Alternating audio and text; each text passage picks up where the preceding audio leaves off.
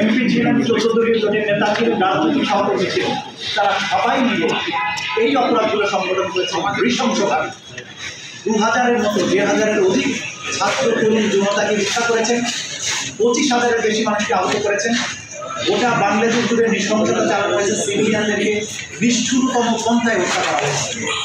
হত্যার পরে তাদের লাশ দাফনে বাধা দেওয়া হয়েছে, আহতদের চিকিৎসা করতে বাধা দেওয়া হয়েছে, লাশকে পুড়িয়ে দেওয়া হয়েছে, দাফন করতে দেওয়া হয়নি, গোপনে দাফন করতে বাধ্য করা হয়েছে।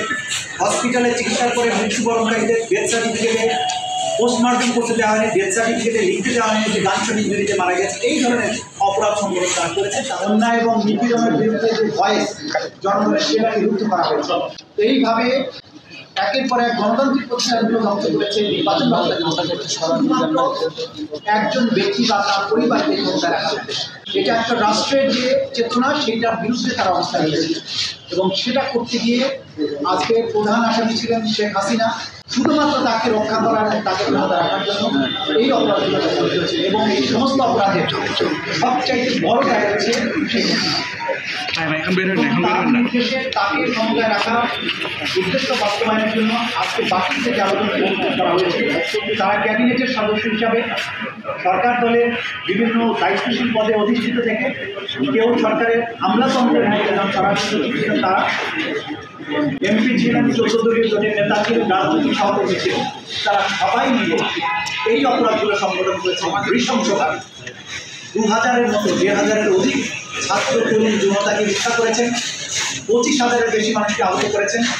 গোটা বাংলাদেশ জুড়ে নৃশংসতা চালানো হয়েছে, সিভিলিয়ানদেরকে নিষ্ঠুরতম পন্থায় হত্যা করা হয়েছে। হত্যার পরে তাদের লাশ দাফনে বাধা দেওয়া হয়েছে, আহতদের চিকিৎসা করতে বাধা দেওয়া হয়েছে, লাশকে পুড়িয়ে দেওয়া হয়েছে, দাফন করতে দেওয়া হয়নি, গোপনে দাফন করতে বাধ্য করা হয়েছে। হসপিটালে চিকিৎসার পরে মৃত্যুবরণকারীদের ডেথ সার্টিফিকেটে পোস্টমর্টম করতে দেওয়া হয়নি, ডেথ সার্টিফিকেটে লিখতে দেওয়া হয়নি যে গানশন ইঞ্জুরিতে মারা গেছে। এই ধরনের অপরাধ সংগঠন তারা করেছে, তারা আজকে চিহ্নিত করা হয়েছে।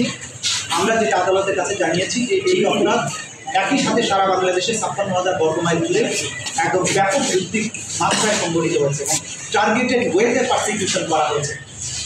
এইটার তদন্ত সমাপ্ত করে বিচারের উপযোগী একটা রিপোর্ট দাখিলের জন্য আমাদের একটা যুক্তিসঙ্গত সময় দরকার। আমরা 2 মাস সময় চেয়েছিলাম, আদালত আজকে 1 মাস সময় মঞ্জুর করেছেন। 1 মাস পরে আবার এই রিপোর্ট দাখিলের জন্য থাকবে, সেদিন হয়তো আপনাদেরকে নিয়ে আসা হবে।